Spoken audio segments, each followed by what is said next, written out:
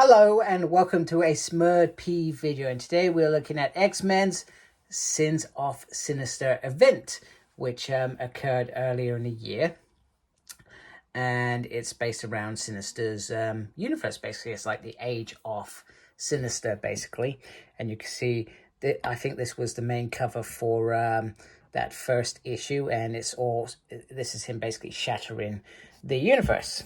On the side, we have the beautiful red marble, Sins of Sinister there, a nice white, and down there, a nice little diamond down there. Now, you can see that this is not a very big hardback immediately. This is, if I've counted correctly, 11 issues. And it's got a little synthesis there. It's got, it's a perfect plan, except it just didn't work. Mr. Sinister's quote.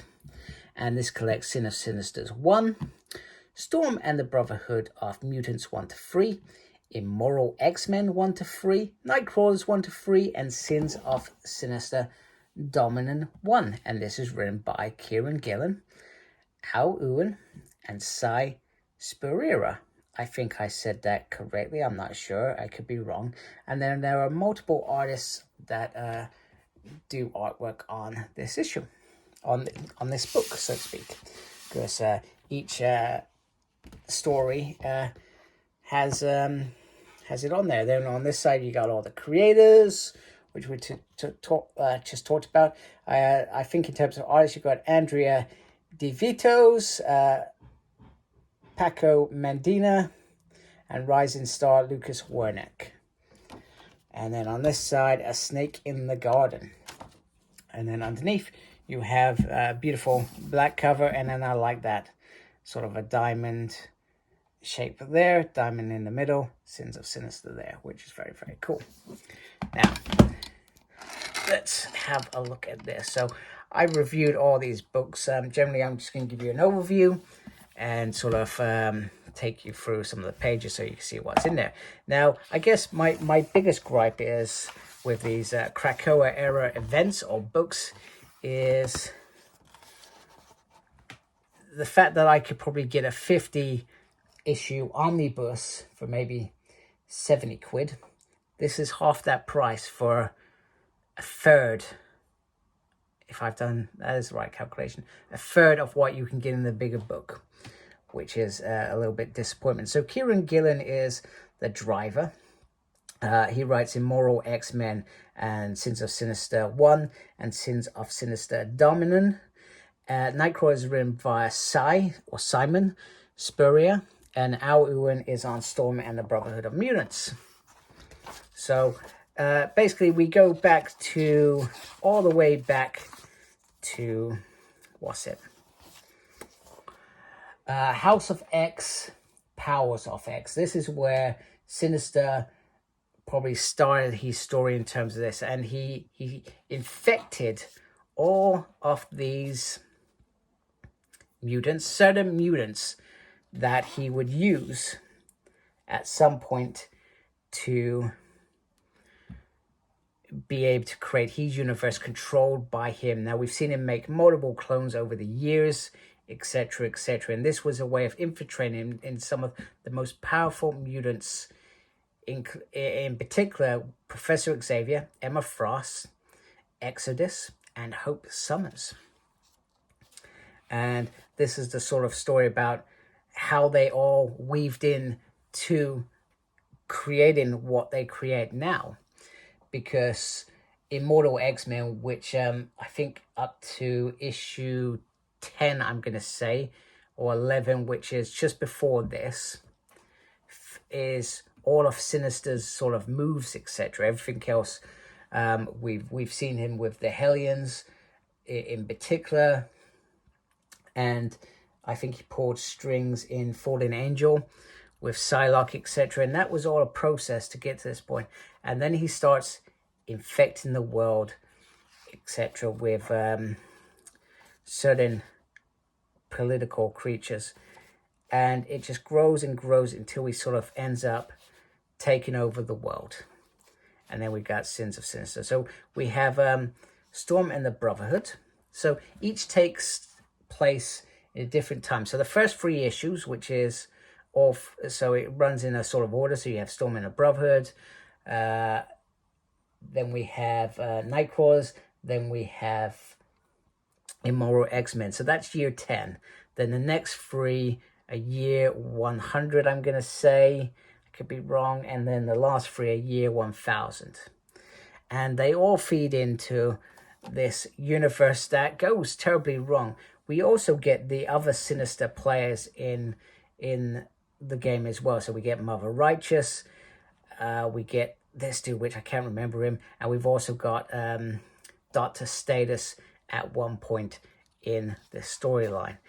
And it's in my mind a lot of fun. I'm looking forward to rereading it as a whole rather than the way that I read it, because it was 3 issues a month and it was a very long time. I'm looking forward just to run through it. I think this was the only issue that it took me a while to understand.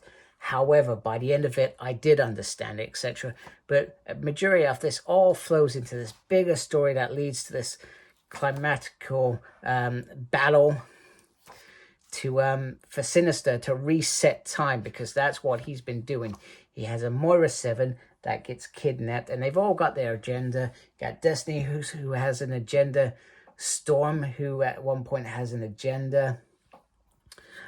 Mother Righteous certainly has an agenda, and it all plays out really, really nicely. And like I said, I'm really excited to read this as a whole. I think it is good. Other than the price point, I feel like the price point bonkers, but it is what it is. And you know, the fact that it's only 11 issues, if I done my maths right, my counting right, it's nice that you could read this probably in one sitting, and it quite enjoyable sitting. And it ends up with sorry, I'm just ruining the end for you. With mistrust amongst the council. Oh my goodness, I've really spoiled it there, right? Sorry, I did not mean to do that. I do apologize.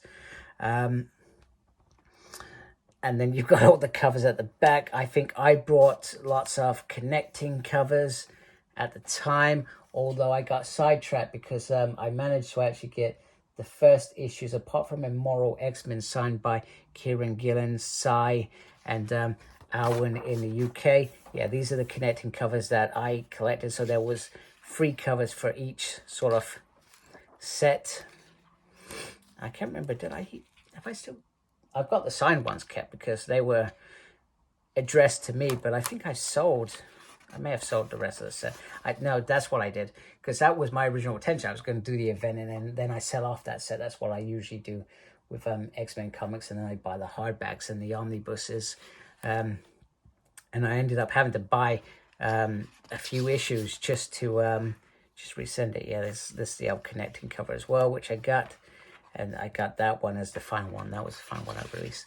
So I was very lucky in terms of getting those signed. I really, it was really an enjoyable time to be reading this event. And it's a great book. I seriously do recommend it. And I'm sorry if I've ruined that ending for you. I'm hoping I managed to turn the pages quick enough that I didn't spoil it. I made off camera, hopefully, if I've done my job right, I've put something over it so you don't see it.